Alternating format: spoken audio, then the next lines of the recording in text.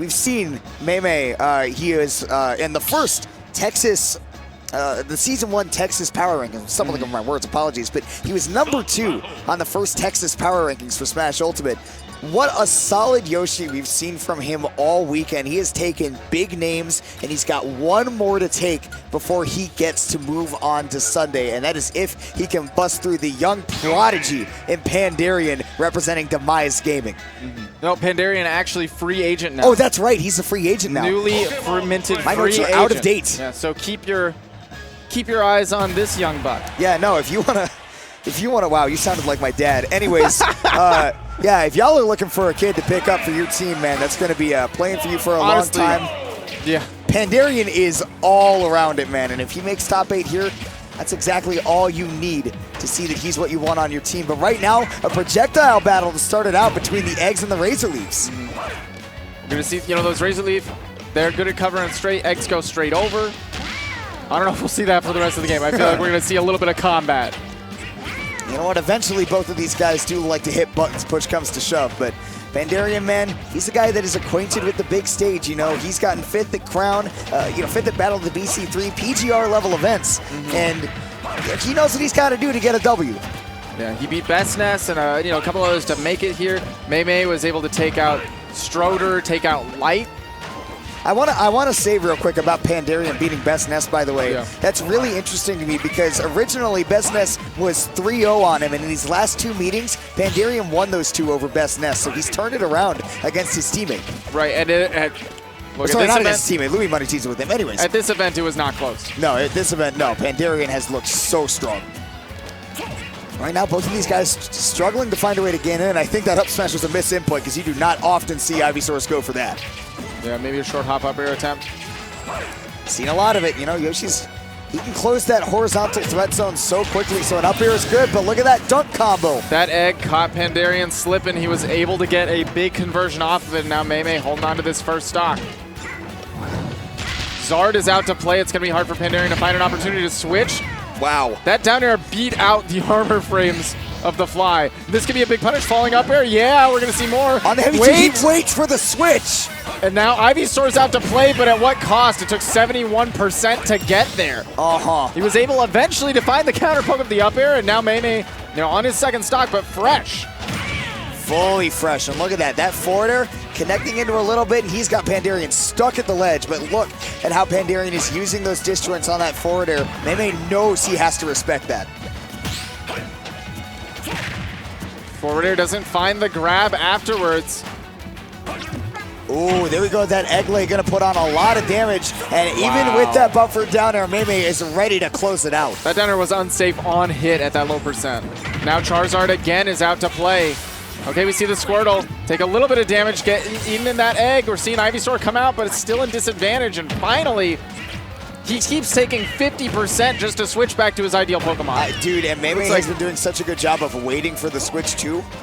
It's looking like early March, I don't remember how long people were waiting for the switch to come out, but Mei is patient more so than me. Oh yeah, he's patient waiting for the Switch Lite right now. Yeah. Shout out to the Switch Lite, man. Oh my gosh, though, Pandarian trying to close this zone so quickly. Air dodge is going to get him to the stage, and the patience on the recovery means he's not running into that forward smash. It's amazing to me that Mei has this character that he has all the capability in the world to just press a bunch of buttons and go absolutely ham, but he just waits for that moment to strike. And a defensive Yoshi is terrifying because they got all of this movement that they can utilize to safely space their aerials that aren't even like stray hits. When they hit, they are insane conversion tools. And if they whiff or they hit your shield, it's safe. Yoshi's air-to-air and air-to-ground is just absurd. Back air does seal it for Pandarian. Is able to switch all the way back to the Ivy. Over and over, it's the patience from Mei that is showing why he is one hit away from taking this game. But look at the switch. That time he couldn't wait. For a moment, it looked like, oh my God! For a moment, it looked like Pandarian had a shot, right? Yeah. But then Pandarian, unfortunately, he went down to that Yoshi bomb. What I want to point out that's really interesting and important to me is Pandarian is not a one-trick trainer. He is not just an Ivysaur player. He is very well versed in both Squirtle and Charizard. And he has elected to avoid both of them in the matchup. He said, I don't want to have anything to do with Squirtle. I don't want to have anything to do with Zard. It's all Ivy. All day. Yeah. We saw a little bit of Zard to try to break out and maybe get an early kill, but he started to realize that that wasn't really in his wheelhouse. So maybe a stage change is what Pandarian needs to execute the game plan that he wants. And this stage is a phenomenal one for Ivysaur. This giant platform means up throw conversions can really blow up. That up air converting on this platform, look at this. You're going to see it forever, but look at Mei getting so aggressive on that landing. Oh! He is alive. The wow. fact that he was still able to recover from that? And now almost looking like he's about to turn around the stock, too. That deep nair crosses up. There's no punish. He read the drop for the platform, which nobody does anymore because we don't have shield drop. It's crazy. Back air is going to be able to punish. Keep pressing his advantage. Double. He's still able to recover because Ivysaur can drift, but man. Dude, this is looking like Halloween night. Pokemon trainer, they said trick or treat and he said trick. Mei was like, all right, bet. That nair just barely connecting. Last meaty hits. Oh, using that forward air to challenge Mei if he comes in, and that right there. Kill confirms off your projectiles. Pretty cool. How do you really feel, neighbor? I just think that it was dope. That was a really deep committal Razor Leaf actually to hit it up that close. Okay. Follow up with that up air. It's not a traditional way to use a projectile, but boy, does it get the job done. Oh my God, speaking of getting the job done, Pandarian waited just a touch too long. Now 72% built up already. Like you said, this middle platform doing so much work for the young man. Up tilt though, he just lands and up tilts. He spent all that time at disadvantage, and his first thought was, when I get down, I'm hitting a button. I cannot wait. My own heart. Yeah, I cannot wait for my turn to press a button. Now he's finally showing off that patience again, landing empty. Now just throwing away, tossing out these eggs. And look, might not even need him. Gordon Ramsay might be in the house. And I love the neutral air as well there. Instead of going for another up air to send Charizard up and trap a landing, he went for the neutral air to try to go for a ledge trap, because Charizard does struggle in that department. Ooh. Oh, wow, the back air flying through the stage! Through the stage, we see that all the time. It is such a big hitbox. Pandarian got the lead right now, but only barely. I mean, this is one hit away from Mei completely evening this up. That dash attack from Ivysaur set him up on the flat. Plenty of damage. Pandarian's doing a great job of mixing up the mash out of the egg so he's not getting hit by the smash attacks afterwards. Oh, yeah. But down there to punish, he knew that the Ivysaur was coming because he saw the Squirtle. Oh my goodness, neighbor. 56%. He said, look, you like this middle platform, I can do it too. The fact that, again, we're seeing a scenario where Pandarian needs to be Ivy in the matchup, and he takes 50% for it. Yeah. All right, now off stage. Gonna not even opt to go to the ledge. That would give Mei too much time to establish his stage control. Now he's got to fight for every little bit of it. That's it! 1, 2, done. Used his double jump, got hit by the down air that takes all of the armor. He was just dropping like a rock, air dodged up, got the 2-frame on punish on the air dodge. Never one to give up an opportunity to get a kill, Pandarian. And the crazy thing is Mei just ran off stage by himself. He elected to be all the way out there. Yeah. Sometimes, man, when you play Yoshi, you just get the urge. Yeah. Just got to go out there kicking. And also, I don't know if you noticed this interaction earlier, but Pandarian parried the first hit of a down air, reacted to the fact that it was a down air, and went, okay, I'm holding my shield. Yeah, there's no way I'm multi-parrying all of this mess. That would be, okay, I would have had to actually leave the venue. Headset off. Yeah, no, headset off. You would have been solo commentating, my friend.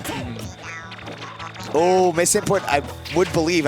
Usually when Yoshis end up pulling out that egg roll, they are actually trying to just throw an egg completely horizontally. Was able to get away scot-free, but Pandarian setting up these Razor Leafs. Mei jumping above. That's a free up air. Yeah, normally Yoshis really like Town and City because they can escape to these platforms, but not smart against Pandarian, who can cover them. High Town and City blast zones were the only thing to save Mei right there because he kissed him. Oh my God, stuck in the corner, but Pandarian's fighting out of the corner so well. I mean, and Pandarian is getting pushed to the corner so much because he has to respect the aggression that Mei has shown whenever he gets that hit. All right, tried to call out a jump right there, but nothing doing. That means Pandarian has the advantage right now. Pandarian catches the jump. He has no armor. Oh, and went for another downer just like he ended that last game. So for those who don't know, Yoshi's double jump armor is subtractive. So basically, if you hit him with a strong move, he just stops moving that distance.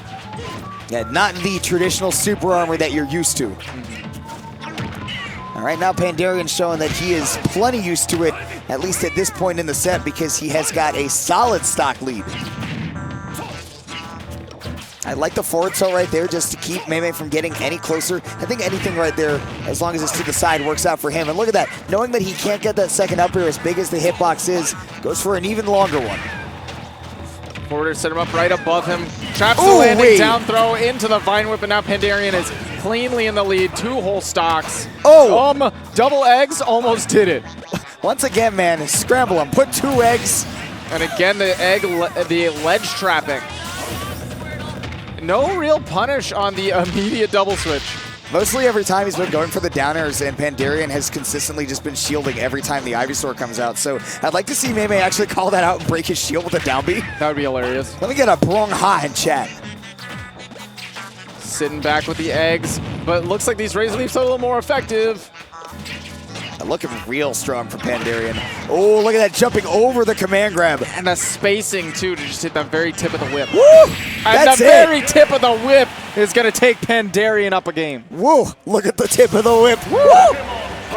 Up 2-1 now. Yeah, no, great turnaround from Pandarian after that game 1. It looks like he just needed to kind of adjust to that game plan that Yoshi's got and how he can turn the burner on and off at will. And Yoshi's definitely not a common character in tournament right now of the upper echelon players. You don't see some high level, PGR representatives of Yoshi that much. Yeah. No, I mean, it's funny that we're talking about how Yoshi's uncommon because there are actually 2 really good Yoshi players here. Danby, the other one from Arkansas, unfortunately got 33rd, but he's #1 out there, and he's gotten, top 32 a pound. For instance, that's an A-tier event. So, there are a couple of really solid Yoshis right here, but Mei, he's the one that's still in, and he's fighting to get top 8 here at Low Tier City 7. This character has a lot going for them. I'm kind of surprised we don't see more reps. A lot of people are just kind of eked away by the playstyle that a lot of people opt for with him, but Mei has shown that you can go both ways and still have some success. Absolutely. We're going to see if he's going to be able to find that same success that he found game 1 here. Wow, Pandarian mashing out with the neutral air. Yeah, no, that was such a good match out because that's the best distance that he's going to have to cover him from whatever he's going to get thrown at him. Okay, coverage of the platform though. Mei just sticking that tail right through. Down air sets up. He's trying to catch a Vine Whip. That's nuts. Wouldn't have thought of that, man. All right, waiting to see if he goes to the ledge. He's got no jump. Okay, watching the tech, but it doesn't matter. He didn't have any more resources. As Yoshi, you got to have that jump to make it back from there. It's crazy seeing both of these players aerial drift off stage to defend against the other one, and both of them fiending for that ledge guard. Oh, that early air dodge means that Pandarian actually won't have to commit to that flare blitz. He still had another jump left. Now with the Squirtle coming out, that means that the Ivysaur is incoming. See if Pandarian can get a little bit of damage on here before Mei gets that first stock. Look at all the damage. Barely didn't let the up air come out there, so the pressure stopped for a minute. Oh! But these back airs continue into the Vine Whip. Mei was looking to parry a forward air, but instead parried a back air, so he wasn't ready for the second hit. Jab. Oh, jab reset, done. I'm amazed on the slant that he was able to set that up. Dude, home field advantage. I'm telling you. It said, you're Yoshi? Okay, we'll let this jab lock work. We'll let this slide. That's like being staff at an event and being like, yo, security's got you. You can bring the food in the bag. Unbelievable. All right, now fading in though. Mei got the aggression on once again. Finds his way out of the aggression with a back air though. Now he has, center was stolen by Mei. Look at how high he went. Pandarian had to go for the switch there or else he was donezo. That's gonna be a charged up smash. Sends him pretty far out, but Charizard's a big boy. I think you're a big boy. Oh, he's going for the up throw sure. on the plat. That's going to do it, and now we're going to go for the charge so he can swap straight into the Ivysaur. Mei sitting on possibly his last stock of the tournament, but the way he's playing right now for these comebacks could be sending Pandarian to that game 5 if he keeps it up. Going for that down air pressure on the shield. Same thing every time. You're right. Switch to the Ivysaur, bring out the shield. Mei gets it down there, a couple of percent maybe, and then we're back to playing the game. That throw is huge. Look at that! That killed him at 82 post hit. Crossed him up with the up air, and he was not ready for the vine whip. I am shocked. What I'm an early appalled. kill. And between us both, we're a cliche. That's crazy. Man, Pandarian, what a nutty performance, man. Started off looking like Mei had his number, but again, that's been the story time and time again. This event is we'll see these players do really good game one or do really good, throughout a set, but the thing that separates these really solid local talents from these top upper echelon players is their adaptation and ability to continue with their game plans after they realize what they needed to change. Yeah, I mean, just an amazing performance all around today, and we're going to be seeing a amazingly hyped top 8 tomorrow on the main stage here at the Esports Stadium in Arlington, Texas.